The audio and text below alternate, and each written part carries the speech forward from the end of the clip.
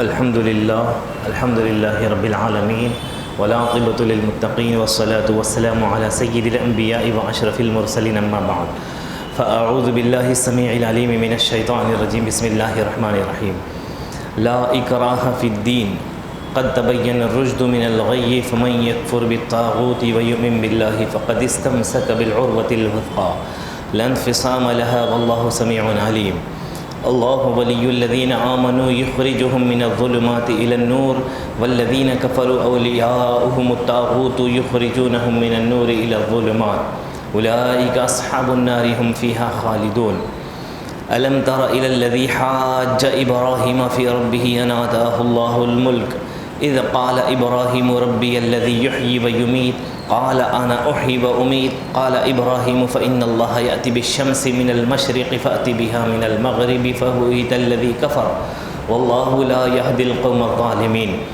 أو كالذي مر على قرية وهي خاوية على عروشها قال أنى يحيي هذه الله بعد موتها فأماته الله 100 عام ثم بعثه قال كم لبثت قال لبثت يوما أو بعض يوم قال بل لبثت 100 عام فانظر إلى طعامك وشرابك لم يتسنه وانظر إلى حمارك ولنجعلك آية للناس وانظر إلى العظام كيف ننشزها ثم نكسوها لحما فلما تبين له قال أعلم أن الله على كل شيء قدير صدق الله العظيم وقال سبحانه وتعالى في شان رسوله الكريم جلالا وإكراما إن الله وملائكته يصلون على النبي يا أيها الذين آمنوا صلوا عليه وسلموا تسليما اللهم صل على سيدنا ومولانا محمد وعترته بعدد كل معلوم له.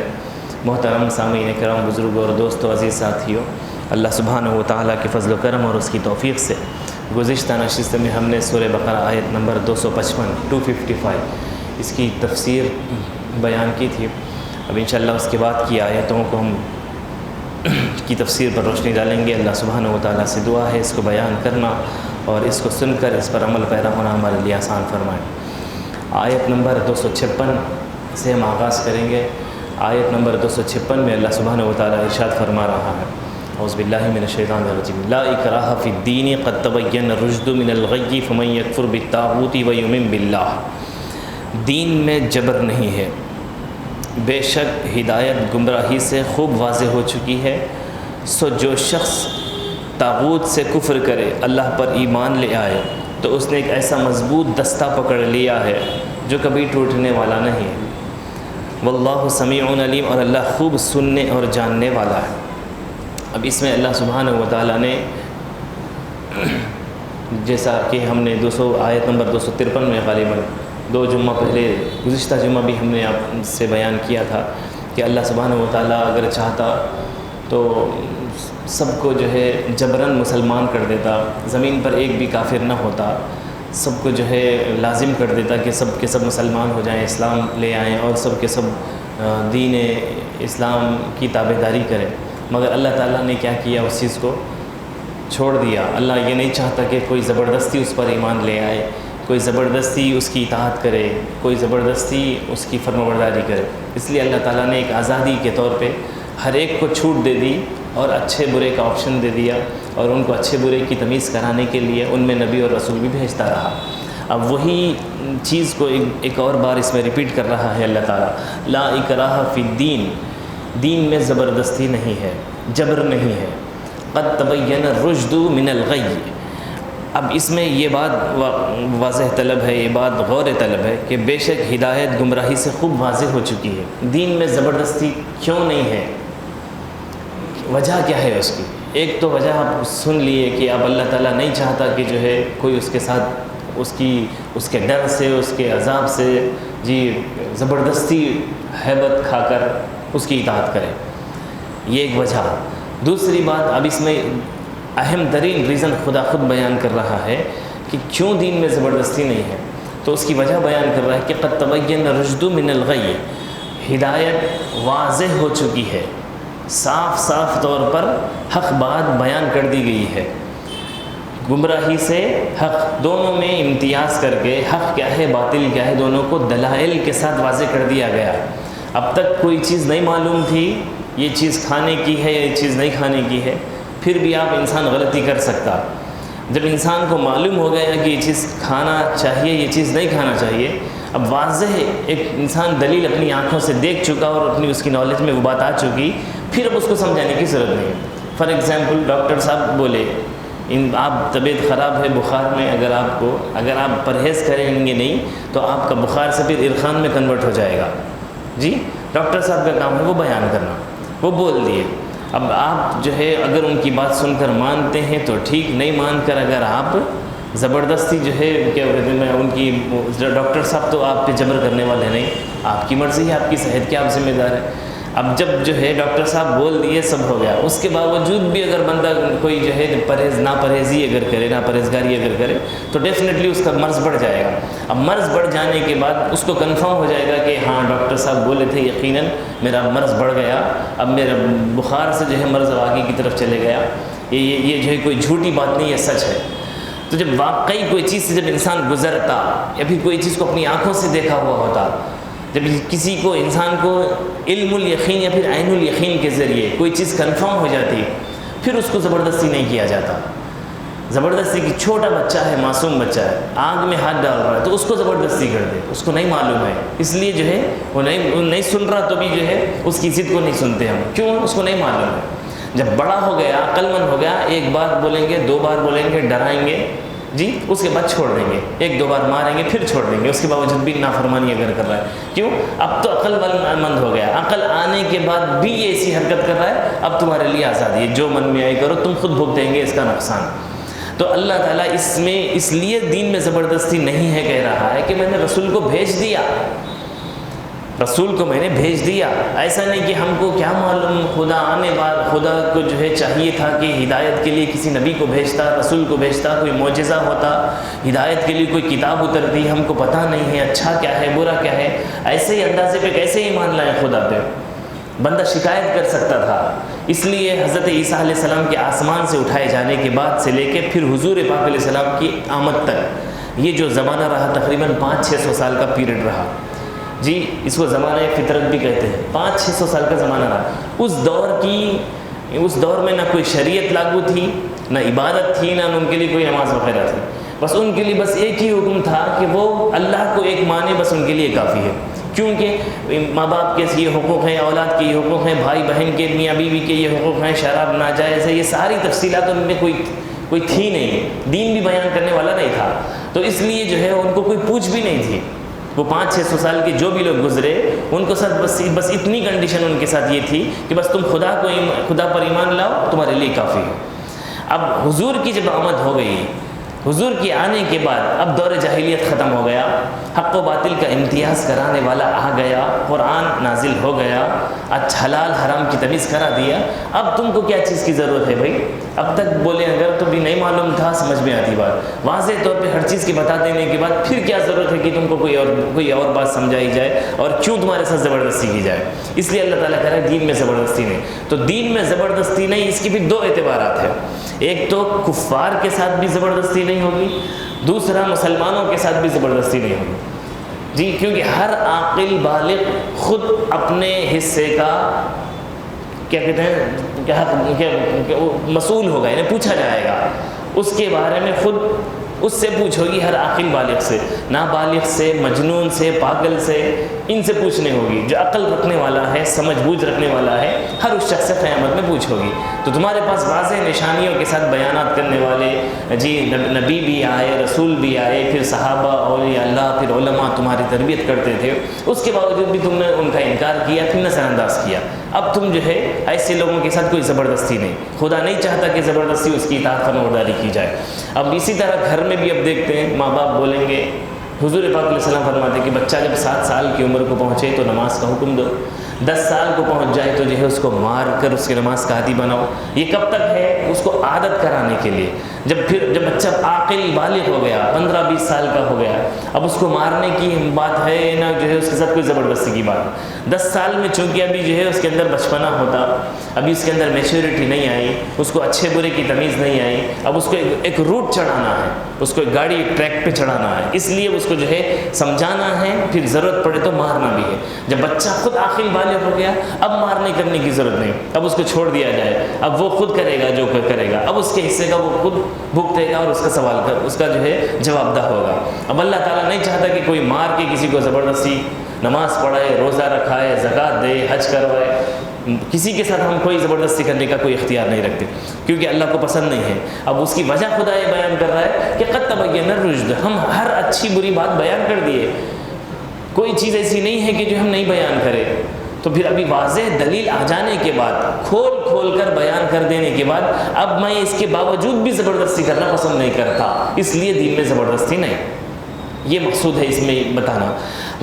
پھر فرمایا فَمَن يَكْفُرْ بِالطَّاغُوتِ وَيُؤْمِن بِاللَّهِ، جو کفر سے طاغوت سے کیا کہتے ہیں، یعنی کہ طاغوت کہتے ہیں بتوں کو، جو بتوں کی پوجا کرتے تھے، جو غیر کو اللہ شیطان کی کیا کہتے ہیں کو اپنا معبود بنائے ہوئے تھے، جو بتوں کو چھوڑ کر وَيُؤْمِن بِاللَّهِ، اللہ پر ایمان لے آئے، جی فَقَدِ اسْتَمْسَكَ بِالْعُرْوَةِ الْوُثْقَىٰ، تو اس نے ایک ایسی مضبوط دستہ اور ایک ایسی مضبوط رسی کو اس نے تھام لیا ہے، لَن انفصام لَهَا، جو کبھی ٹوٹنے والی نہیں ہے۔ یعنی کہ جو مومن ایمان لایا اب تک کفر کے اندھیروں میں تھا، ضلالت میں تھا، جی شرک میں مبتلا تھا، جی دوسرے مذہب سے متصل تھا، جو وہ چھوڑ کر بتوں کی پوجا چھوڑ کر، بت پرستی چھوڑ کر اللہ کے نبی کے ہاتھ پر کلمہ پڑھ کے جو مسلمان ہو گیا، اس نے ایک مضبوط دستہ پکڑ لیا ہے، لن انفصام لها، جو کبھی ٹوٹنے والا نہیں ہے۔ واللہ سمیع علیم، اللہ سبحانہ و تعالی خوب دیکھنے اور جاننے والا ہے۔ ایک صحابی تھے، کیا کہتے ہیں، غالباً حضرت ابن عباس رضی اللہ تعالیٰ بیان کرتے ہیں، انصار کے ایک قبیلے جس کا نام بنو سالم نامی ایک قبیلہ تھا، ایک صحابی تھے، ان کے دونوں فرد جو ہے کفار تھے۔ اب وہ جو ہے کیا کہتے ہیں بڑا بچوں کے ساتھ زبردستی کرتے تھے، پریشان تھے اس بات کو لے کر کہ میں اللہ کے نبی پہ مسلمان ہو گیا کلمہ پڑھ کے ان کے ہاتھ پر، اور میرے گھر کا یہ حال ہے کہ میرے گھر میں دو بچے جو ہے کافر ہیں، مشرک ہیں۔ تو جب وہ اب رسول پاک علیہ السلام کے پاس آ کر جب وہ اس کا اصرار کرنے لگے، اپنے صحابہ کرام کو سنانے لگے، تو ایسے موقع پر اللہ سبحانہ و تعالیٰ نے یہ آیت نازل کی، 256 آیت نمبر 256۔ وہ اپنا معروضہ لے کر آئے تھے کہ میرے بچوں کا کیا ہوگا، میں جو ہے زبردستی کرنا چاہ رہا ہوں، ان کو ماروں ڈانٹ رہے تھے کہ تم کیوں مسلمان نہیں ہو جاتے، کیوں اللہ کے نبی کے ہاتھ پہ کلمہ پڑھ کے مسلمان نہیں ہوئے۔ تو اللہ تعالیٰ ایسے میں جو ہے آیت نازل کرا، تم کیوں زبردستی کرتے ہو ان کے ساتھ، اے نبی ان کو سنا دو، کوئی زبردستی نہیں، نبی کو نہیں دیکھ رہے وہ لوگ، نبی کے معجزات کو نہیں دیکھ رہے وہ لوگ، کس چیز کی کمی ہے میرے رسول کے پاس، میرے کلام میں، اس کے باوجود بھی تمہاری اولاد اگر نافرمانی کرتی ہے چھوڑ دو۔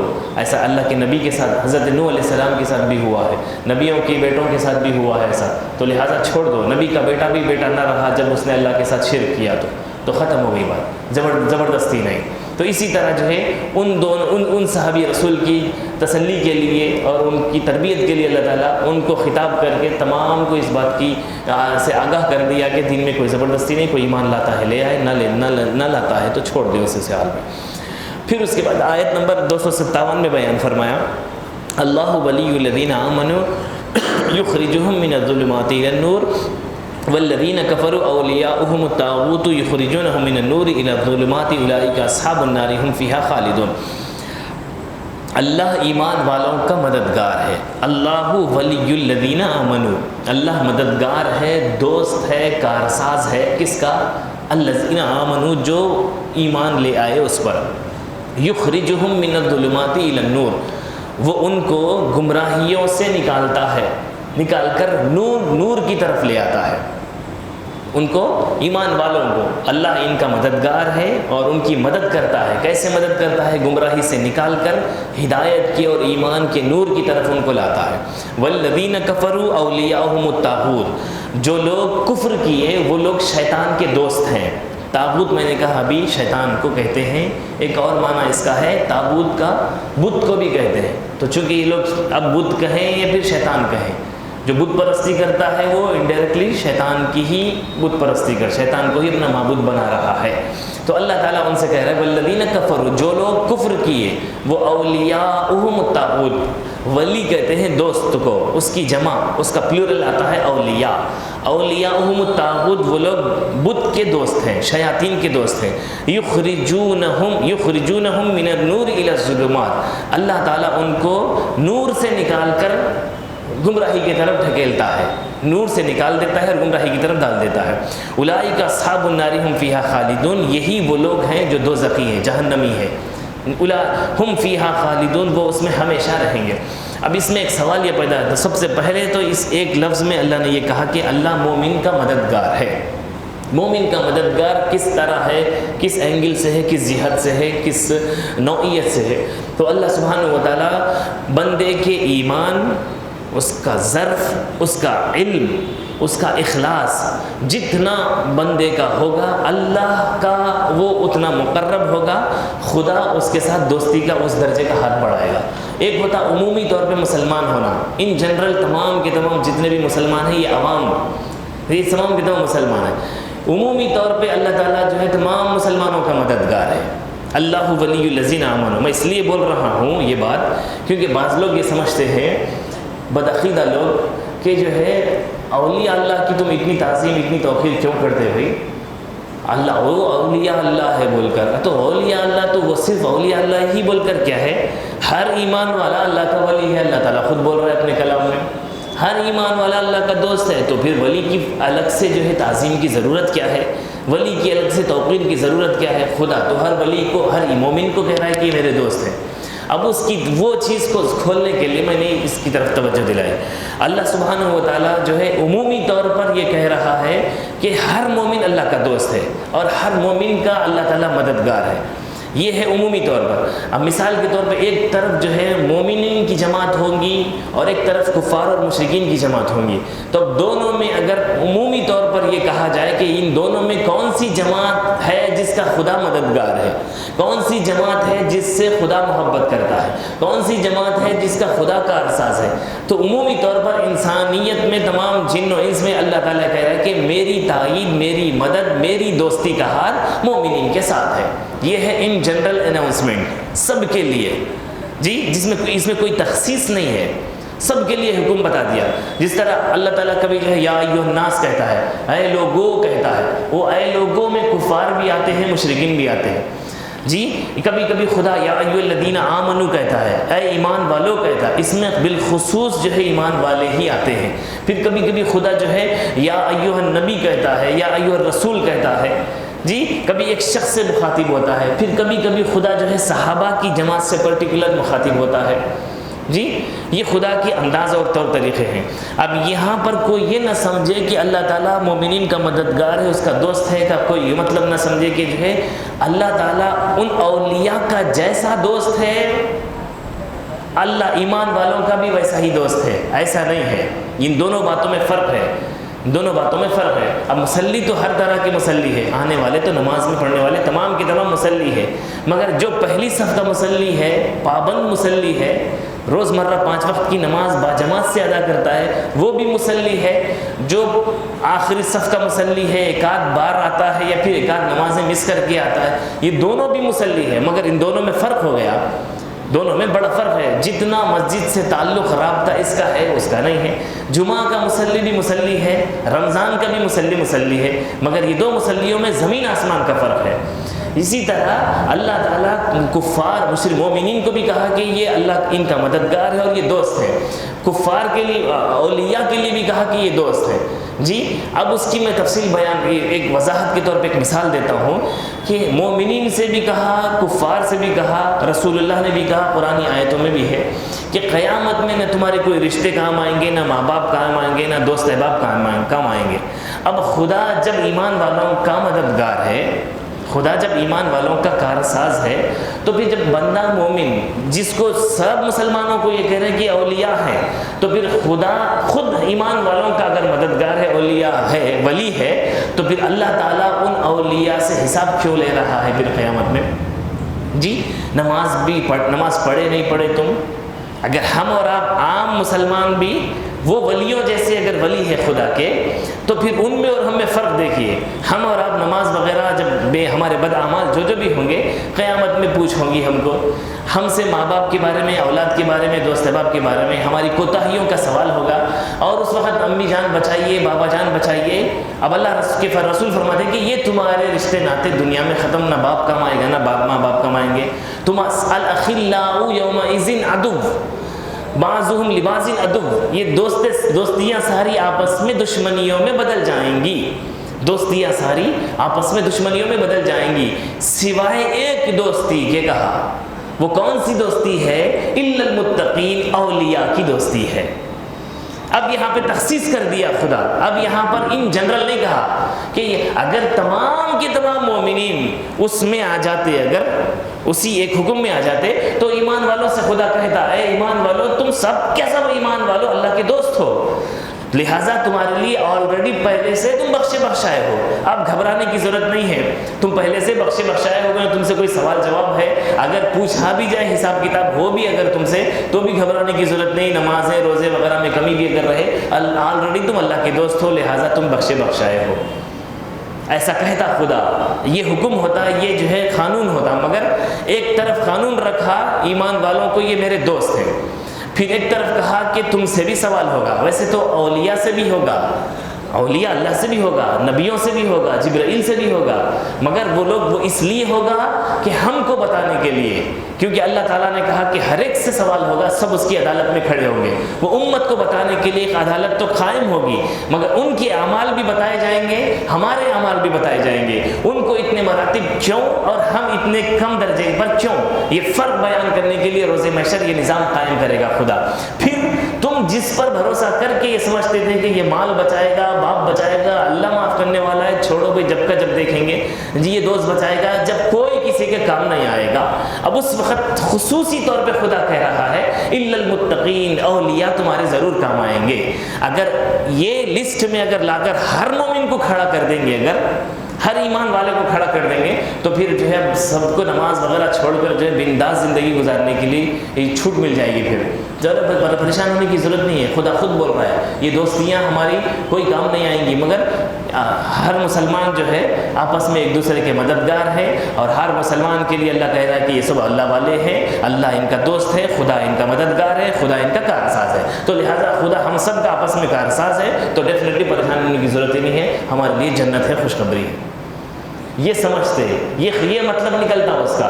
دونوں میں فرق ہے. یہ عمومی ولایت ہے جی، جس سے خدا راضی ہے کہ یہ لوگ کم سے کم اس درجے کے تو نالائق اور کیا کہتے ہیں کافر نہیں ہے، مشرک نہیں ہے، جو میرے علاوہ اللہ کے علاوہ جو کسی اور کو اپنا معبود مانتے ہیں. خدا یہ سوچ کر کیا کرتا ہے، چلو جو سب سے بڑی چیز ہے. اس لیے دیکھیے اب کفار اور مشرکین سے جب اللہ تعالیٰ جو ہے نبی کو حکم دیا کہ تم ان سے تبلیغ کرو، ان سے جہاد کرو، تو کہا یا ایھا النبی جاہد الکفار، اے نبی تم کفار سے جہاد کرو، قتال کرو. جی اب جب عیسائیوں سے جب یہ کیا کہتے ہیں تبلیغ کی جب بات آئی، پہلے ان کو جو ہے دعوت دو، تبلیغ دو، تمہاری بات کو مانتے ہیں تو ٹھیک ہے، اگر نہیں مانتے ہیں تو جو ہے پھر ان کے ساتھ تم جو ہے قتال کرو، جہاد کرو. مگر مشرکین عیسائیوں کے ساتھ کیسا ہے حکم، تم پہلے ان کے ساتھ ڈیبیٹ کرو، پہلے علم واضح و نصیحت کرو. نہیں مانتے ہیں اگر وہ تو جو ہے اس صورت میں ان سے جزیہ لو، ٹیکس لو، پھر اس کے بعد ان کو ان کے حال پہ چھوڑ دو، وہ ٹیکس لے کر جو ہے ان کے اس میں رہیں گے. پھر کفار مشرکین کے ساتھ کیا کہا، بعض صورتیں ایسی ہیں جس میں کفار مشرکین بھی جزیہ دے کر حضور کی کیا کہتے ہیں حضور پاک علیہ السلام کے انڈر میں رہے ہیں. مگر جو ہے اللہ تعالیٰ جن سچویشن میں کہا تھا کہ اب تم کو قتال کرنا ہے، لڑائی لڑنا ہے ڈائریکٹ، کب کس صورت میں، اگر یہ تمہاری بات مانتے ہیں تو ٹھیک ہے، دوسری کوئی بات ہی نہیں، ڈائریکٹ ان سے جنگ کرنا ہے. اس سچویشن میں بول رہا ہوں. ایسی ہی نوبت یہود و نصارہ کے ساتھ نہیں کی، کفار کے ساتھ کہا مانتے ہیں تو ٹھیک ہے، ورنہ جو ان کے ساتھ قتال کرو. کیوں کہا؟ اس لیے کیونکہ یہود و نصارہ اہل کتاب ہیں، اللہ تعالیٰ پر ایمان لاتے ہیں، اللہ پر ایمان ہے ان کا بھی، آخرت پر بھی ایمان ہے ان کا، وہ نبی اور رسول کو مانتے ہیں. مگر یہ بات ہے کہ وہ ہمارے نبی کو نہیں مانتے. لفظ توحید کے ماننے میں ان کا بھی توحید پر ایمان ہے، رسالت پر ایمان ہے، اپنے رسول پر ایمان لاتے ہیں، ہمارے رسول صلی اللہ علیہ وسلم پر ایمان نہیں لاتے. مگر اللہ کو ماننے کی وجہ سے ماننے کی وجہ سے ان کو مارنے کا حکم نہیں ہے، ڈائریکٹ قتال کا حکم نہیں دیا، چونکہ کفار اور مشرکین کا معاملہ ایسا تھا کہ وہ نہ اللہ کو مانتے ہیں نہ رسول کو مانتے ہیں دونوں، اور اللہ کے ساتھ شرک کرتے ہیں، بتوں کی پوجا کرتے ہیں، بتوں کی کو اپنا معبود بناتے ہیں۔ تو اب یہاں پہ آپشن ہی نہیں دیا خدا، کہا کہ جو ہے کیا کہتے ہیں تم ان کے ساتھ قتال کرو، تو ان دونوں میں فرق ہے۔ تو اسی طرح جو ہے بتانا مقصود یہ ہے، اس میں کہا کہ اولئک هم الطاغوت، یہ بتوں کی کیا کہتے کو اپنا معبود بناتے ہیں، یہ ان کے دوست ہیں۔ تو کفار میں جس طرح ڈفرینشیس ہے، فرق ہے، اسی طرح ایمان والوں میں بھی فرق ہے۔ ہر ایک عمومی اعتبار سے ایمان والا اللہ کا دوست ہے، پھر خصوصی اعتبار سے جو اولیاء اللہ ہیں ان کا مرتبہ دوسروں سے الگ ہے۔ اگر اس طرح کی اگر بات ہے ہر ایمان والا اللہ کا دوست ایک جیسا ہے، تو پھر اللہ کے رسول صلی اللہ علیہ وسلم کے بعد صحابہ اکرام کو بڑا مرتبہ دینے کی کیا ضرورت ہے؟ جی پھر صحابہ میں حضرت ابوبکر صدیق کا اتنا بڑا مرتبہ کیوں؟ جی خلفائے راشدین کا اتنا بڑا مرتبہ کیوں؟ عثمان غنی، فاروق اعظم، عثمان غنی، علی مرتضیٰ، یہ بڑے بڑے صحابہ خلفائے راشدین، پھر عشرہ مبشرہ، پھر اہل بیت اطہار، ان کا مرتبہ الگ سے اتنا بڑا دینے کی کیا ضرورت ہے؟ ہر ایمان والا جب اللہ کا دوست ہے، صحابی تو بہرحال صحابی ہے، ادنا سے ادنا صحابی بھی وہی ہونا ہے، پھر صحابی رسول حضرت ابوبکر کو بھی وہی مقام ملنا ہے، کیوں اتنا بڑا فرق؟ تو صحابی ہونے میں تو اجتماعی طور پر سب کو بولیں گے، عمومی طور پر سب کو بولیں گے یہ سارے کے سارے صحابہ ہیں، مگر فرق کی بات اگر کریں گے تو پھر یہ صدیق جیسا صحابی کوئی صحابی نہیں، فاروق اعظم جیسا کوئی دوسرا صحابی نہیں، عمر جیسا کوئی صحابی نہیں، عثمان جیسا کوئی صحابی نہیں، علی جیسا کوئی صحابی نہیں رضی اللہ تعالیٰ۔ اسی طرح اولیاء اور ایمان والوں کی بات اگر تفصیل کریں گے بیانات، تو ایمان والے ہونے میں عمومی اعتبار سے تمام مومن اللہ کے دوست ہیں، اللہ کے دوست ہیں، مگر جیسی مدد ایمان والوں میں ان اولیاء کی خدا کرتا ہے اور دوست ہے اور کارساز ہے، جس طرح معین الدین اجمیری کا تھا ہے، غوث اعظم کے لیے ہے، غریب نواز کے لیے ہے، معشوق ربانی کے لیے، ویسا ہمارے ساتھ دوستی کا اعلان نہیں ہے اس کا۔ ہم اگر بولیں جو ہے مولا کیا کہتے ہیں تو پانی برسا، مولا کسی مردے کو زندہ کر دے، مولا بیمار کو صحتیاب کر دے، تو گارنٹی نہیں ہے جی، اللہ قبول بھی کرے نہ بھی کرے، ہم دھتکار دیے جائیں، رد کر دیے جائیں، مگر یہی دعا اگر معین الدین اجمیری کے لیے ہاتھ اٹھا دے، غریب نواز غوث اعظم اگر ہاتھ اٹھا دے، یہی کوئی اللہ کا ولی اگر ہاتھ اٹھا دے، حضور فرماتے ہیں جب اللہ کا کوئی ولی محبوب بندہ کسی بات پر قسم کھا لیتا ہے تو اللہ ان کی قسموں کی لاج رکھ لیتا ہے۔ یہ فرق ہے ان کے ولی ہونے میں اور ہمارے ولی ہونے میں۔ ہم عمومی طور پہ اولیاء ہیں، یہ اللہ کے دوست ہیں، وہ لوگ خصوصی طور پر انہیں خاص دوستی حاصل ہے خدا کی، کیونکہ وہ لوگ صبح شام خدا کی صحبت میں گزارا کرتے ہیں، اللہ کی آغوش رحمت میں وہ گزارا کرتے ہیں، ان کی ہر سانس میں خدا کا ذکر رچا بسا ہوتا ہے، جو وہ ہر یاد میں خدا کو یاد رکھتے ہیں، اس لیے ان کے ہر کام میں خدا ان کو یاد رکھتا ہے۔ ہمارا وہ معاملہ نہیں، ہم کو نماز میں یاد آ جائے خدا، غلطی سے ایک آدھ بار یاد آ جائے، کوئی مصیبت میں یاد آ جائے، ان کو نہ خوشی سے مطلب ہے، نہ غم سے مطلب ہے، نہ کام سے مطلب ہے، نہ بے کام سے مطلب ہے، ان کا بس ایک ہی کام ہے خدا کی یاد میں رہنا۔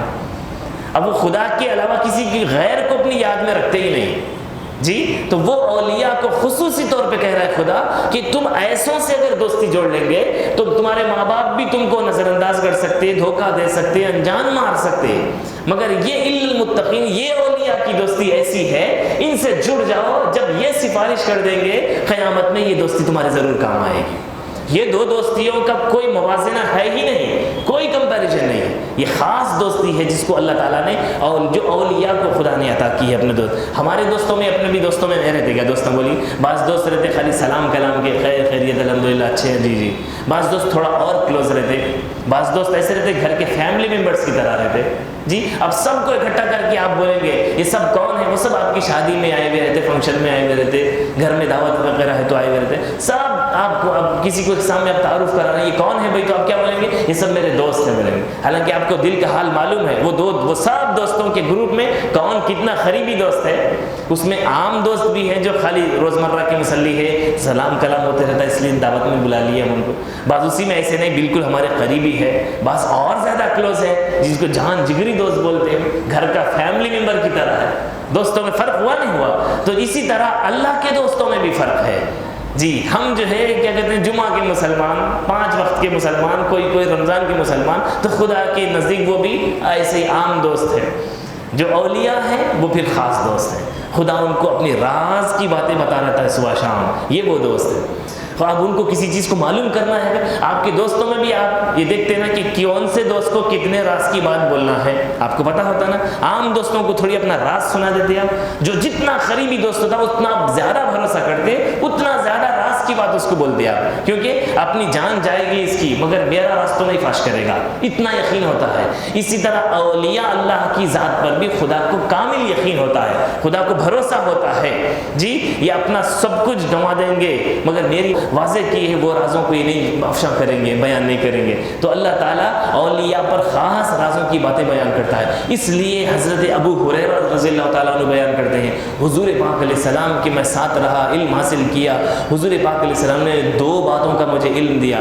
ایک بات تو ایسی ہے جو عمومی میں ان جنرل پبلک میں سب میں بیان کر دیتا ہوں، ایک ایسی خاص راز و نیاز کی معرفت کی باتیں ایسی بھی ہیں جو حضور نے مجھے بتائی ہیں، اگر وہ میں تم لوگوں کے سامنے بیان کر دوں تو تم لوگ میری گردن مار دیں گے، تم لوگ میرا سر قلم کر دیں گے۔ خود حضرت ابو ہریرہ فرما رہا ہے یہ بات۔ اب مجھے بتائیے جی کوئی سب کے لیے نہیں ہے، حضرت ابو ہریرہ حضرت کا فرمانے کہ مجھے راز کے، تو رسول پاک علیہ السلام کے ساتھ ان کی وہ دوستی، وہ قرب رہا کہ حضور کو ان پر بھروسہ ہے یہ راز کی حفاظت کریں گے جی۔ ہر کوئی بعض دیہاتی تھے عام جو کبھی کبھی حضور کے پاس آتے تھے جی، ایک آدھ بار آ گئے پھر چلے گئے، کبھی ملاقات ہی نہیں ہوئی حضور سے، ان کو تھوڑی حضور یہ سب راز کی باتیں سنا رہے ہیں۔ پھر دیکھے تو وہ بھی صحابی ہوئے نہیں، تو بڑا فرق ہے دوست میں۔ کوئی یہ نہ سمجھے کہ جو ہے ہر ایمان والا دوست ہے تو بھی یہ ولی بھی ویسا ہی دوست ہے، غوث اعظم بھی ویسا ہی دوست ہے، ہم بھی ویسے ہی دوست ہیں، بڑا زمین آسمان کا فرق ہے، ان میں کوئی موازنہ نہیں۔ تو اس میں فرمایا اللہ ولی الذین آمنوا، اللہ ایمان والوں کا مددگار ہے، یخرجوہم من الظلمات الی النور، جس کو اللہ تعالیٰ گمراہی سے نکال کر ہدایت کی طرف لاتا ہے۔ اس میں اشارہ ان لوگوں کی طرف ہے جو ہے حضور پاک علیہ السلام کے آ جانے کے بعد ایمان لے آئے، جو بعض اس میں ان آیت میں دونوں باتوں میں جو ایمان لائے اللہ ان کو ہدایت سے گمراہی سے نکال کر ہدایت کی طرف لایا ہے، اور جو کفر کیے ہیں، جو کفر کرتے ہیں اللہ تعالیٰ ان کو جو ہے ہدایت سے نکال کر گمراہی کی طرف دھکیلتا ہے۔ دونوں یہ کون سے وقت کے ہیں تو اس پہ 3 قول ہے۔ ایک قول یہ ہے کہ حضرت موسیٰ علیہ السلام کے امتی ہیں یہ لوگ، جس میں اس آیت میں جس کی طرف اشارہ ہے، جو حضرت عیسیٰ علیہ السلام پر ایمان لائے تھے اور حضرت عیسیٰ علیہ السلام کی شریعت پر عمل کرتے تھے اور حضور پاک علیہ السلام کی آمد کا انتظار کر رہے تھے جی، اب ہدایت پر تھے۔ جیسے ہی حضور ان کے پر تشریف لائے اور حضور کی آمد کا انتظار کر رہے تھے، جب حضور ان میں تشریف لے آئے پھر انکار کر بیٹھے، ایک حسد کی وجہ سے، نبوت چونکہ تب ادھر چلے گئی، حسد بھی ہو سکتا ہے، ایک انا ایگو کی وجہ سے بھی، جو نبی پر ایمان نہیں لائے، حالانکہ اب تک تو چل رہے تھے شریعت پر، عیسیٰ علیہ السلام کی چل رہے تھے، اللہ کو ایک مان رہے تھے، اچھی چل رہی تھی گاڑی ان کی۔ جب رسول آ گئے تو جو ہے رسول پاک علیہ السلام کا انکار کرنے کی وجہ سے وہ لوگ کیا ہو گئے، ہدایت سے پھر گمراہی کی طرف چلے گئے فرمایا۔ اور وہ لوگ بعض ایسے بھی تھے، ایک قوم یہ ہے، دوسرے لوگ وہ تھے جو عیسیٰ علیہ السلام کی ہی قوم میں جی، جو انتظار کر رہے تھے، وہ کفر میں تھے، گمراہی میں تھے، نبی کے آنے کے بعد پھر رسول پاک علیہ السلام کی جو ہے کہ شریعت پر ایمان لائے، کلمہ پڑھ کر مسلمان ہو گئے۔ یخرجوہم من النور من الظلمات الی النور، اللہ ان کو گمراہی سے نکال کر ہدایت کی طرف لے آیا۔ پھر دوسرے وہ لوگ ہیں جو حضرت موسیٰ علیہ السلام کی قوم ہے، جو رسول پاک علیہ السلام کے نام کے وسیلے سے دعائیں کرتے تھے، اتنا حضور پر ایمان تھا، اپنی منتیں مرادیں پوری کرتے تھے کہ کب نبی آخر الزماں کی آمد ہوگی، کب وہ ہم میں تشریف لائیں گے تاکہ ہم ان پر ایمان لائیں جی۔ پھر جب رسول آ گئے ان کے پاس پھر انکار کر بیٹھے، تو دوسرے لوگ وہ ہے جی۔ اس آیت میں فرمایا والذین کفروا اولیاؤہم الطاغوت، تو جنہوں نے کفر کیا اور بتوں کو جنہوں نے اپنا کیا کہتے ہیں معبود بنا لیا، وہ شیطان کے دوست ہیں۔ یخرجونہم من النور الی الظلمات، اللہ تعالیٰ ان کو نور سے نکال کر گمراہی کی طرف ڈھکیل دیا ہے، اور وہی لوگ اہل جہنم، اولئک اصحاب النار، وہی لوگ جہنمی ہیں، ہم فیہا خالدون، ہمیشہ ہمیشہ اس میں رہیں گے۔ ہم فیہا خالدون کا مطلب یہ کہ وہ ہمیشہ رہیں گے۔ کفار کے لیے ایسا نہیں کہ 1 سال 2 سال کروڑ سال 5000 کروڑ سال لاکھ کروڑ سال، کوئی حد بندی نہیں ہے، ان لمیٹڈ، اس کو بیان ہی نہیں کیا خدا اور اس کے رسول نے، وہ ہمیشہ کی جہنم میں رہیں گے۔ ان کے لیے کوئی نہ مجاز ہے، نہ متبادل ہے، نہ اس کا کوئی آلٹرنیٹ ہے۔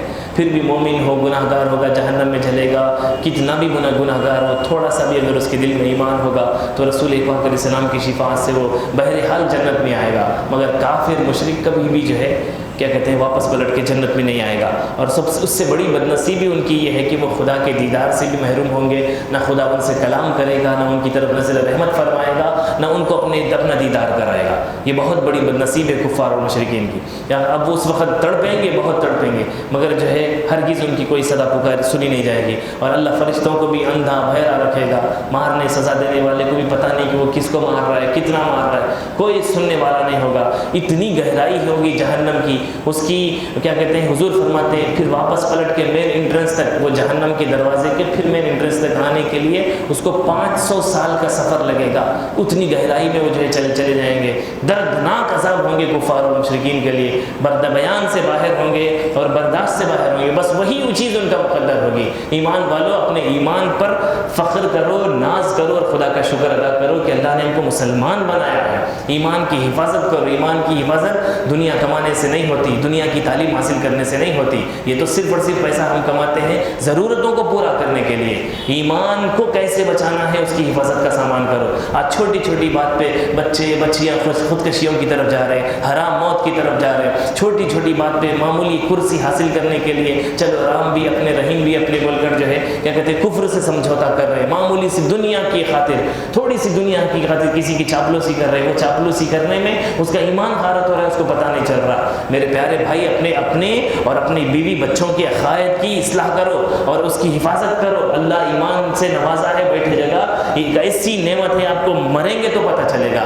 قبر میں کافروں کا جب عذاب دیکھیں گے، جنت کی بالکنی سے جب کفار اور مشرکین کو جب بتائے گا خدا، جب معلوم ہوگا، جب پتہ چلے گا کہ ارے بال ہم بچ گئے، جی کتنی بڑی اس کی نعمت ہے جو ان کو بن مانگے کہ خدا نے عطا کیا، اس کی حفاظت کرو۔ اللہ تعالیٰ ایمان والوں اگر کوئی اس کی دیوی نعمتوں کی اگر بندہ حفاظت نہیں کرتا اور اس کی قدر نہیں کرتا تو وہ چھین لیتا خدا۔ کوئی بھی یہ ظام نہ کرے کہ میں بڑے پیر کا بیٹا ہوں، بڑے پیر کی اولاد ہوں، بڑے پیر سے مرید ہوں۔ آپ بڑے پیر کے بیٹے رہو، خاندان سے رہو، آپ جو ہے کسی بھی پیر کے مرید رہو یا پھر کوئی عالم رہو، صوفی رہو، متقی رہو، حافظ رہو، عالم رہو، ہر ایک کے لیے وہی حکم ہے، ہر ایک کو آخری دم تک اپنے ایمان کی حفاظت کرنا ہے۔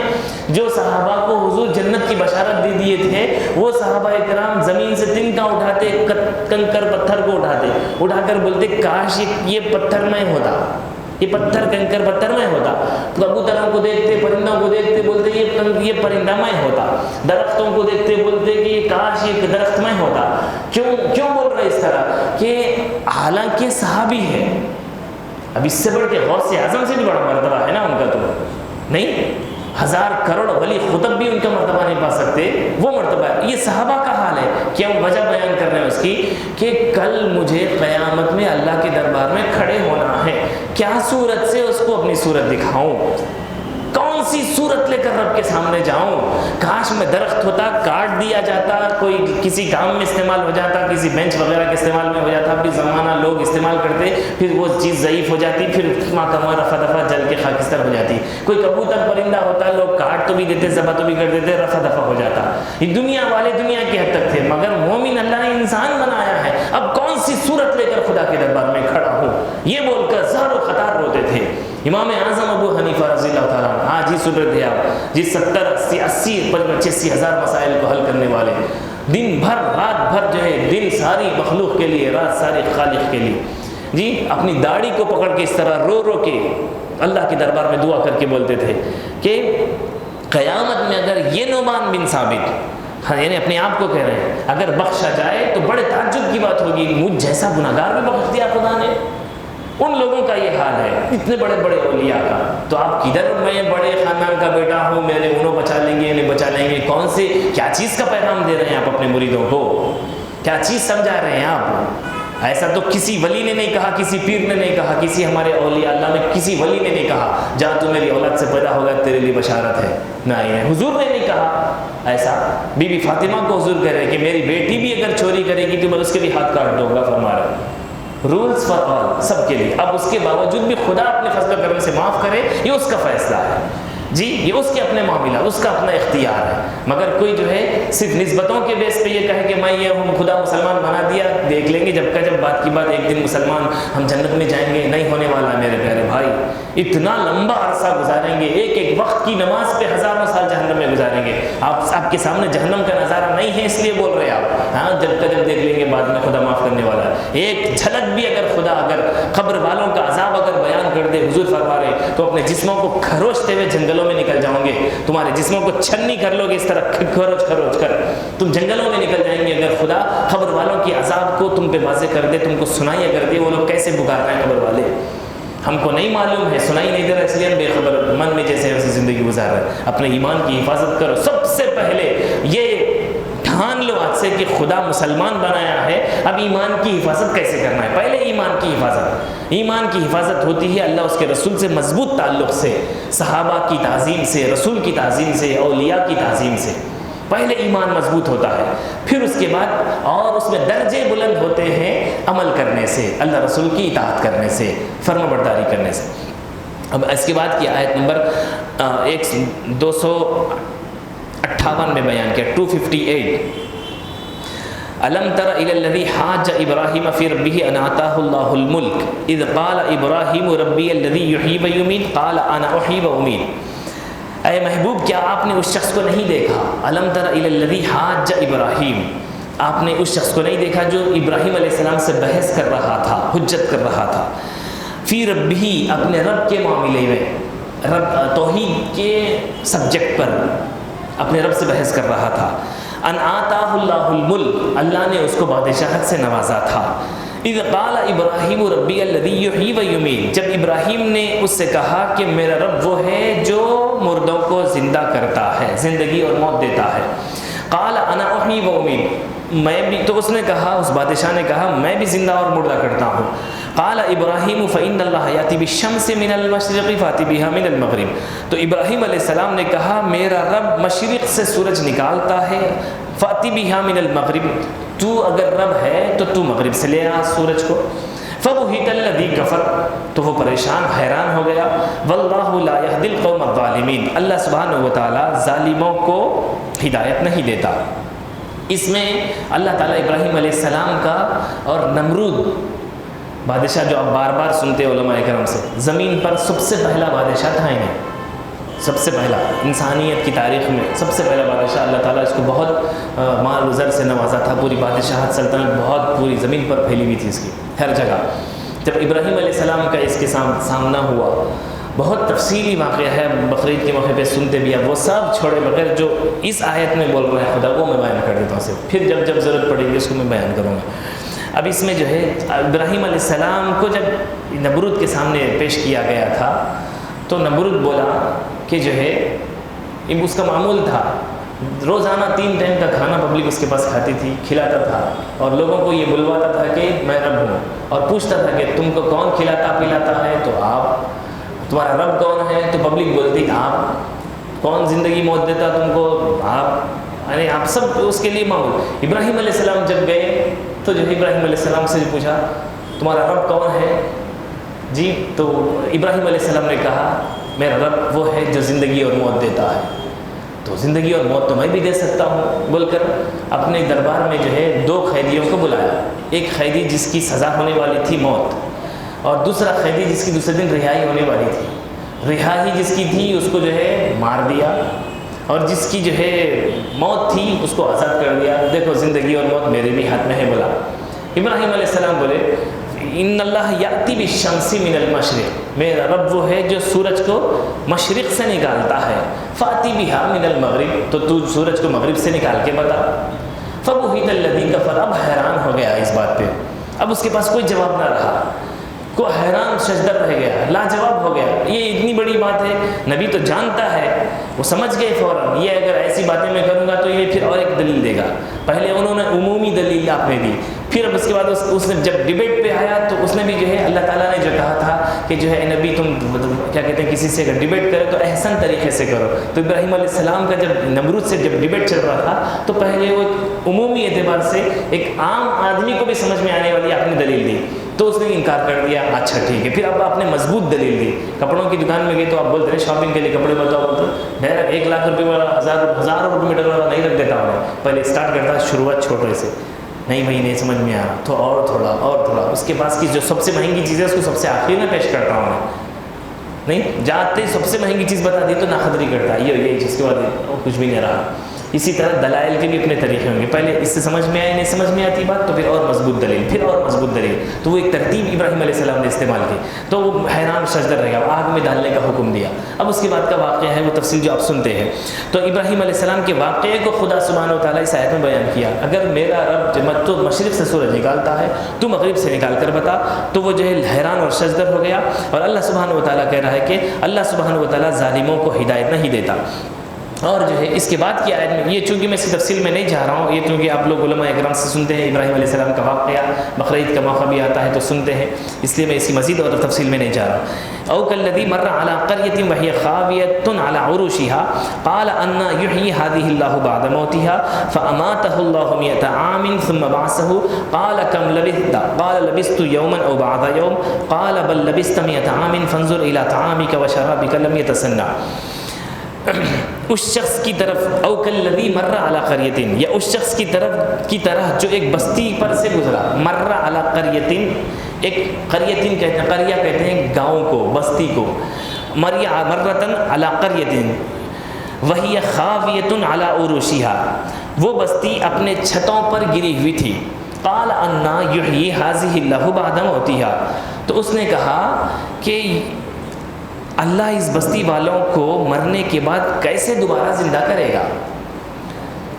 تو اللہ سبحانہ و تعالیٰ فَأَمَاتَهُ اللَّهُ 100 عَامٍ, تو اللہ تعالیٰ نے اس کو 100 سال تک کے لیے مردہ کر دیا. ثُمَّ بَعَثَهُ, پھر اس کو زندگی دی. یہ کس کو بول رہا ہے, کس کے بارے میں کہہ رہا ہے خدا, میں بولوں گا ابھی کون شک میں آیا تھا, کس کو تھا یہ ڈاؤٹ کہ اللہ کیسے, وہ سب بیان کروں. ثُمَّ بَعَثَهُ, پھر اس کو زندگی دی خدا نے. قَالَ كَمْ لَبِثْتَ, پھر اس سے پوچھا کہ تو کتنے سال, کتنا عرصہ یہاں پہ ٹھہرے رہا. تو اس نے کہا لبثت یوما او بعض یوم, میں ایک دن رہا یا پھر دن کا تھوڑا حصہ میں کچھ یہاں پہ سوتا رہا.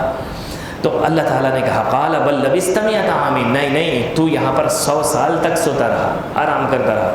فانظر الی طعامک و شرابک لم یتسنى, دیکھ اپنے کھانے پینے کی طرف, جی جو تیرے ساتھ تو لایا تھا, جی وانظر الی حمارک, اور اپنے گدھے کی طرف دیکھ, جی ولنجعل لک آیۃ للناس وَلِنَجْعَلَكَ آیَةً لِلنَّاسِ, اور ہم تمہیں لوگوں کے لیے اپنی قدرت کی نشانیاں بتاتے ہیں. وَانظُرْ إِلَى الْعِظَامِ كَيْفَ نُنشِزُهَا, ہم کس طرح ان کو ملا کر جوڑتے ہیں. پھر كَيْفَ نُنشِزُهَا, پھر انہیں گوشت پہناتے ہیں. ثُمَّ نَكْسُوهَا لَحْمًا, ان پر گوشت پہناتے ہیں. پھر جب ان کو آپس میں جوڑتے ہیں پھر اس پر ہم گوشت پہناتے ہیں, پھر اس کے بعد زندہ کرتے ہیں. فَلَمَّا تَبَيَّنَ لَهُ, جب جو ہے نشانی واضح ہو گئی تو انہوں نے کہا قال اعلم ان اللہ علی کل شیء قدیر, ہاں میں جان گیا کہ بے شک اللہ تعالیٰ جو ہے ہر چیز پر قدرت رکھتا ہے. یہ جو ہے اس وقت کی بات ہے جب نمرود جو ہے حضرت ابراہیم علیہ السلام کو ستایا تھا. اللہ تعالیٰ جو ہے فرشتے کو بھیجا تھا نمرود کے پاس, اللہ حکم دے کر بھیجا. اس سے پہلے کی آیت میں یہ شاید آپ لوگ نہیں سنتے ہیں, یہ ایک بات پھر بھی میں بیان کر دیتا ہوں اس سے متعلق. اللہ سبحانہ و تعالیٰ جو ہے نمرود کے پاس ایک فرشتے کو بھیجا, جا کر جو ہے نمرود سے کہو کہ وہ اللہ تعالیٰ پر ایمان لائے اور یہ بولو کہ تمہاری سلطنت برقرار رہے گی, تم جیسے پہلے بادشاہ ہو. ابراہیم علیہ السلام کی نبوت پر ایمان لاؤ اور اللہ کو ایک مانو, تمہاری سلطنت بادشاہت برقرار رہے گی, تمہاری سلطنت میں کوئی فرق نہیں آئے گا. تو اس نے انکار کر دیا. 3 دن تک فرشتہ آتا رہا, سمجھاتا رہا اس کو, اس نے انکار کر دیا. نہیں یہ کیا چیز ہوتا ہے, میرے علاوہ اور کون رب ہے. اس کو سمجھ میں ہی نہیں آ رہی یہ بات, وہ یہ اپنے آپ میں کھویا ہوا تھا وہ کہ میں ہی رب ہوں, یہ کیا چیز ہے رب, اور کون ہے, میں تو ہوں نا سب کچھ, ایسے سمجھ رہا تھا وہ. مگر اللہ تعالیٰ سمجھایا, فرشتے کو بھی بھیجا, نبی بھی بتا رہے ہیں, ادھر نبی سے ڈبیٹ بھی چل رہا ہے, فرشتے کو خصوصی طور پہ ایک بھیجا اس کی تربیت کے لیے, پھر بھی اس نے اس کا انکار کر دیا. تو اللہ تعالیٰ جو ہے فرشتہ جاتے جاتے بھی یہ بول گیا تو پھر جو ہے تم اپنی فوج لے کر آ جاؤ میدان میں. اپنے ہتھیار کے ساتھ، تم بول رہے نا میں خدا ہوں، تو پھر سارے فرشتے سارے ہتھیار وغیرہ لے کر سارے سب کچھ تم آ جاؤ میدان میں اتر جاؤ۔ اب اللہ تعالیٰ نے کیا کیا، مچھروں کی فوج کو بھیجا اس پر حملہ کرنے کے لیے جی۔ وہ سارے کے سارے مچھر پوری لشکر کو، ہزاروں لاکھوں کے لشکر کو، پورے ہڈیوں سمیت کچھ باقی نہ رہا، ان کا کچھ بھی باقی نہ رہا۔ اور ایک مچھر جو ہے اس کے کان میں گیا، نمرود کے کان میں ہوتے ہوئے اس کے سر میں چلے گیا۔ اللہ تعالیٰ بھی دیکھیے اگر چاہتا تو اسی وقت مار سکتا تھا اس کو، اس کان میں گیا، سر میں بھیجے میں گیا، 400 سال تک اس کو زندہ رکھا، عبرت نشان ملامت بنا کر، عبرت کا نشان بنا کر۔ اب لوگ اس کو چپلوں سے مارتے، اس کو سکون ملتا۔ ایک درباری مقرر کر کے رکھا تھا، جس طرح پہلے درباروں میں کنیزیں ہوتی تھی ہوائیں پھیلانے کے لیے، فین پھیلانے کے لیے، اس کے دربار میں چپلوں سے مارنے کے لیے نوکر مقرر تھے۔ ایک ایک کے بعد ایک ڈیوٹی سے آتا تھا، اس کے سروں پہ چپل مارتا تھا، پھر چلے جاتا تھا، اس کو سکون ملتا تھا۔ کیونکہ اگر وہ جب اس کے سر پہ پتھر جب چپل پڑتا اس کو سکون ملتا۔ اللہ جب چپل اس کے سر پہ پڑتی، مچھر کو حکم دے دیتا تھا، وہ اسی بھیجے میں کونے میں جا کے ایک سیف جگہ پہ بیٹھ جاتا تھا۔ جب اس کو چھوڑ دیا جاتا پھر مچھر آ جاتا اپنی جگہ پہ، پھر چائیں اس کو جو کرنا ہوتا اندر وہ کرنا شروع کر دیتا۔ دماغ خراب ہو جاتا تھا اس کا، 400 سال تک چلتا رہا۔ اب دیکھیں کتنا پریشان۔ اب وہ ساری فوج سارا جو ہے سب کچھ، اب وہ پوری بستی جو تباہ ہو گئی، جس سارے لوگ جو مر گئے، پورے کے پورے لوگ جب پوری بستی اونڈیل دی گئی، جس طرح طوفان آنے کے بعد، سیلاب آنے کے بعد جس طرح سناٹا ویران چھا جاتا، ایک شخص تھا، حضرت عزیر علیہ السلام تھے، اللہ کے نبی۔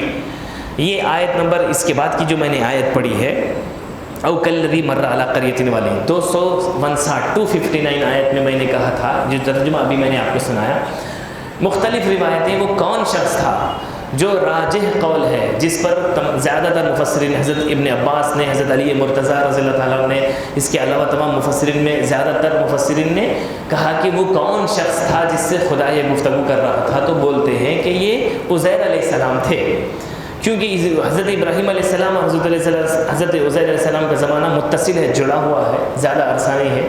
تو حضرت عزیر علیہ السلام جب وہاں سے گزر رہے تھے، تو جب انہوں نے یہ لوگوں کا، نمرود کے لشکر کا، یہ ویران بستی، بے اجڑ گئی بستی، لوگوں کی لاشیں جو ہڈی پھٹ ٹوٹے ہوئے جی بکھرا ہوا، جب ایک ریگستان جب دیکھا، گھروں کا ویران ہونا دیکھا، سب سارا جو ہے اوپر سے گر گیا، چھت گر گئے، وہ دیکھ کے خیال کرنے لگے ابھی سب کچھ تو فنا ہو گیا، تباہ ہو گئے، پوری بستی اجڑ گئی، خدا پھر ان کو دوبارہ کیسے زندہ کرتا ہوں گا، یہ خیال آیا ان کے دل میں۔ وہ انکار کرتے ہوئے نہیں، خدا پر کوئی ڈاؤٹ تھا، شک تھا، ایسی بات نہیں ہے، بتقاضے بشر وہ اپنی آنکھوں سے دیکھنا چاہ رہے تھے، یہ کیسے ہو سکتا ہے، اللہ کیسے ان کو زندہ کرتا ہوگا۔ تو اللہ تعالیٰ کہہ رہا ہے جیسے ان کے دل میں خیال آیا، او کالذی مر علی قریۃ وہی خاویۃ علی عروشها قال انا یحیی ھذہ اللہ بعد موتها، خدا ان کو کیسے زندہ اور مردہ کرتا ہوگا۔ فاماتہ اللہ 100 عام، اللہ تعالیٰ نے ان کو موت دے دی، اسی وقت سلا دیا خدا ان کو۔ کتنے سال؟ 100 عام، 100 سال تک حضرت عزیر علیہ السلام وہیں پر سوتے رہے، یعنی کہ ان پر موت طاری ہو گئی، ٹوٹل بے خبر ہو گئے، بے ہوش۔ قال کم لبثت، پھر ان کو زندہ کیا خدا، ان کو زندہ کر کے کہا کم لبثت۔ اب وہ کس سے گفتگو؟ نبی سے، فرشتے کے واسطے سے بھی گفتگو ہو سکتی ہے، یا پھر خدا خود ہاتف غیبی سے حجاب میں رہ کر بھی نبی سے گفتگو فرما سکتا ہے۔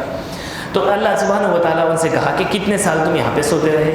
تو انہوں نے کہا لبثت یوما او بعض یوم، میں پورا دن سوتا رہا یا پھر دن کا کچھ حصہ سویا۔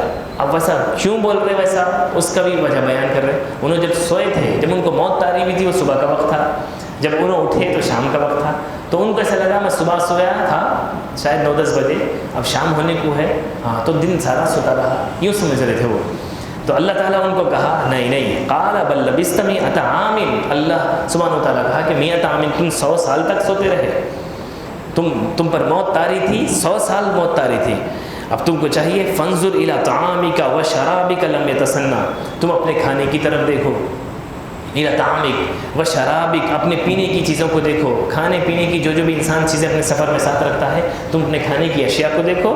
وانظر الی حمارک، تمہارے جانور کو دیکھو جی۔ اب جانور بھی گدھا ان کا تھا، جو وہ کیا بولتے ہیں موت طاری ہو گئی تھی، اس پر مر گیا تھا، ہڈی مسلی سارے بکھر گئے تھے۔ تو اللہ سبحانہ و تعالیٰ نے اس کو حکم دیا، اللہ سبحانہ و تعالیٰ نے حکم دیا، وہ گدھا جو ہے پھر سے جو ہے قریب اس کی ہڈیاں اکٹھا ہونے لگی، ان کے سامنے ہو رہا ہے سارا سب کچھ۔ جی پھر اس پر جو ہے گوشت آیا، پھر جو ہے اللہ تعالیٰ حکم دیا، پھر وہ خچر جو ہے زندہ ہو گیا۔ تم صبح شام کی بات کر رہے ہو، یہ تو جو ہے کیا کہتے ہیں جیسے کا ویسا، یہ تو مر گیا، زمانہ ہو گیا ہے اس کو مرے لے۔ پھر اللہ تعالیٰ جو ہے پھر اس کو اپنے قدرت سے اپنے حکم سے زندہ کر رہا ہے۔ اور تمہارے کھانے پینے کی چیزوں کو دیکھو، وہ اس میں سے بدبو تک نہیں آ رہی ہے، 100 سال سے رکھا ہوا ہے دسترخوان، ان کے کھانے پینے کی چیزیں جو سفر میں ان کے ساتھ تھی، نہ پینے کی چیزوں میں کوئی بدبو آتی ہے سڑ کر، نہ کھانے کی چیزوں میں کوئی بدبو آتی ہے، کھانے پینے کی چیزیں ویسے ہی تر و تازہ۔ ایک جو جانور تھا مر گیا تھا، اس کو کیسے زندہ کرتا ہے خدا، وہ دلیل کے طور پہ خدا نے اس گدھے کو مار دیا، ان کا جو سواری تھا، پھر اس کو زندگی دینے کے لیے ان کی آنکھوں کے سامنے اس کو زندہ کر دیا۔ ثم نکسوها لحما، جی اس کو اللہ تعالیٰ نے گوشت کے ذریعے پھر اس کے ہڈیوں کو اکٹھا کر کے اس کو جوڑ کر اس پر گوشت ڈال دیا اور پھر اس کو زندگی دے دیا۔ فلما تبین له، تو جب واضح منکشف ہو گیا ہر سب کچھ، جب حضرت عزیر علیہ السلام جب سارا منظر اپنی آنکھوں سے دیکھ لیے، ان کو یقین ہو گیا اس بات پر کہ ہاں بے شک اللہ سبحانہ و تعالیٰ زندگی دیتا ہے۔ جی ثم کیا کہتے ہیں، قال اعلم ان اللہ علی کل شیء قدیر، بے شک میں جان گیا اس بات کو کہ بے شک اللہ سبحانہ و تعالیٰ ہر چیز پر قادر ہے، ہر چیز پر قدرت رکھتا ہے۔ اب چونکہ جو ہے یہی سوال حضرت ابراہیم علیہ السلام بھی کیے تھے، اب وہ آگے کی آیتوں میں آئے گا انشاءاللہ نیکسٹ جمعہ میں، پھر اس کے بعد کی جمعہ میں۔ ابراہیم علیہ السلام نے بھی اللہ تعالیٰ سے مطالبہ کیا تھا، مولا تو کیسے مردوں کو زندہ کرتا ہے بتا، تو اللہ تعالیٰ نے ان کو مثالیں دی پرندوں کے ذریعے، پرندوں کو مردہ کر کے ان کے سامنے زندہ کیا، آگے کی آیتوں میں آئے گا۔ تو اسی طرح حضرت عزیر علیہ السلام بھی یہ شک میں آ گئے تھے، سوال کر رہے تھے، شک میں نہیں سوال ان کے ذہن میں آیا تھا کہ اللہ تعالیٰ آخر مردوں کو کیسے زندہ کرتا ہے۔ تو 100 سال سے زائد جس طرح اللہ تعالیٰ نے اصحاب کہف کو 300 سال، کوئی کہتا ہے روایتوں میں 100 سال، کوئی 200 سال، کوئی 300 سال، الگ الگ روایتیں ہیں، وہ جو ہے کیا کہتے ہیں خبر میں غار کیا کہتے ہیں اصحاب کہف غار میں سوتے رہے، ان پر موت طاری کر دیا، پتہ بھی نہیں چلا۔ جی وہ سو رہے اتنا اللہ تعالیٰ جو ہے ان کو سلا دیا کہ 100 200 300 سال تک۔ جب وہ بازار میں آئے پلٹ کر، نہ اس وقت کا کوئی سکہ چل رہا تھا، نہ اس وقت کی کوئی کوائنس پیسہ چل رہا تھا، درہم و دینار چل رہے تھے، بالکل پورا زمانہ ہی بدلا ہوا تھا۔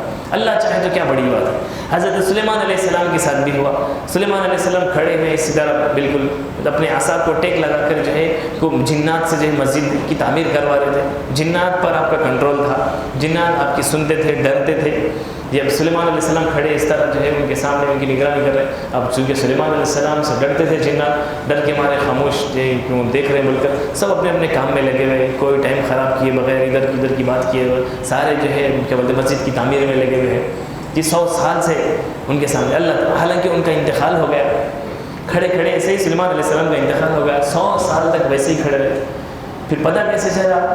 روایتوں میں آتا ہے کہ سلیمان علیہ السلام جس عصا پر ٹیک لگا کے کھڑے تھے وہ اس کو جو ہے وہ لکڑی کی تھی، اب اس کو دیمک کھانے لگی، کھاتے جی ہے جب دیمک لکڑی جو ہے اپنا ویٹ کھو بیٹھی تو پھر سلیمان علیہ السلام جو ہے زمین پر گر گئے، اور لوگوں کو جب پتہ چلا کہ آپ کا وصال ہو گیا۔ تو ایسے بہت سارے واقعات ہوئے جس میں اللہ تعالیٰ نے، اور اولیاء اللہ میں بھی ہوا ہے اس طرح کے واقعات، تو نبیوں کے ساتھ بھی ہوا ہے، اور عوام کو کیا کہتے ہیں اللہ تعالیٰ نے اس گدھے کو بھی 100 سال تک اس کو مار کر پھر اس کو زندہ کیا ہے، پرندوں کو بھی مار کر زندہ کیا ہے۔ ایسا ہوتا ہے کیوں؟ اللہ تعالیٰ فلما تبین له، واضح نشانیوں کو بتاتا ہے۔ یہ نشانیاں سب کے ساتھ نہیں ہوتی، یہ اللہ تعالیٰ اپنی نشانیاں سب کے ساتھ نہیں بتاتا، یہ خاص بندوں کے ساتھ اپنی نشانیوں کو بتاتا ہے، اپنے قدرت کے کرشموں کو بتاتا ہے، تاکہ جو ہے ان کے ذریعے دوسرے لوگ بھی دیکھ لیں۔ گفتگو خدا عوام سے نہیں کرتا، خدا نبی سے کرتا ہے، معجزات ان کو دکھا کر ان کو آگاہ کرتا ہے، تاکہ ان کے واسطے وسیلے سے امت بھی معجزات کو بھی سمجھ لے، قدرت کے کرشموں کو بھی سمجھ لے، اور اس سے اپنا عقیدہ توحید و رسالت مضبوط کر لے۔ یہ کیا کہتے ہیں آیت کا جو ہے پس منظر ہے۔ اس میں اللہ سبحانہ و تعالیٰ نے ابراہیم علیہ السلام کی، سے پہلے کی آیت میں ابراہیم علیہ السلام، پھر اس کے بعد حضرت عزیر علیہ السلام کا واقعہ ذکر کیا، اور ان کو ایک نشانی کے طور پر یہ بتایا کہ اللہ مردوں کو کیسے زندہ فرماتا ہے۔ اللہ سبحانہ و تعالیٰ سے دعا ہے کہنے سننے کے ساتھ ہم کو عمل کرنے کی توفیق عطا فرما۔ یا الہ العالمین بیان میں اگر کوئی خطائیں نازش ہے میرے سے معاف فرما۔ وصلی اللہ تعالیٰ وسلم علی خیر خلقہ محمد وعلی آلہ وصحبہ اجمعین برحمتک یا ارحم الراحمین۔ الحمد للہ رب العالمین۔